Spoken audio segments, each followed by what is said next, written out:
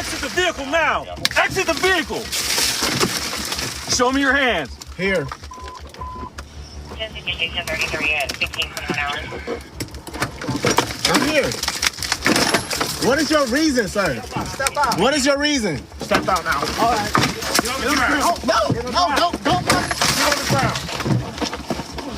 Put somebody. Put your hands on your. This brother, McNeil, he wasn't cursing at the cop. He wasn't yelling. He wasn't screaming. He asked, why'd you pull me over?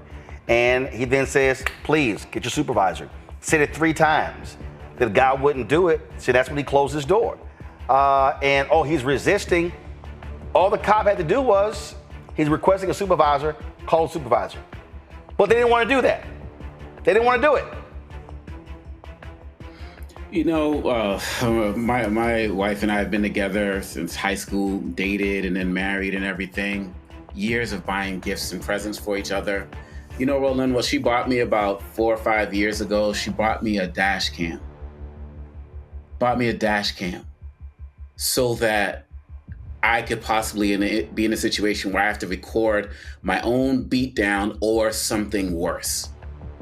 And so, you know, when Larry's talking about this being traumatic, this being, you know, problematic for our community and it being real, this is very real. The fact that that man is clearly younger than all of us, knew what he had to do, the 10 and 2, the hands on the steering wheel, set the recording, and this, as you asked the lawyer, happening in February. And now the officers, the sheriffs wants to talk about it because this brother and his team had to take it upon themselves to show the world that everyone else had been lied to by these individuals. This is what we have to do as Black people every day. This is also a reminder that when we talk about issues relating to the police and police brutality and misconduct, that is not Black versus white, it's Black versus blue. Because those are 2 white cops and 2 Black cops in that video that I saw. And so every single day we have to make sure we're rallying to support this brother.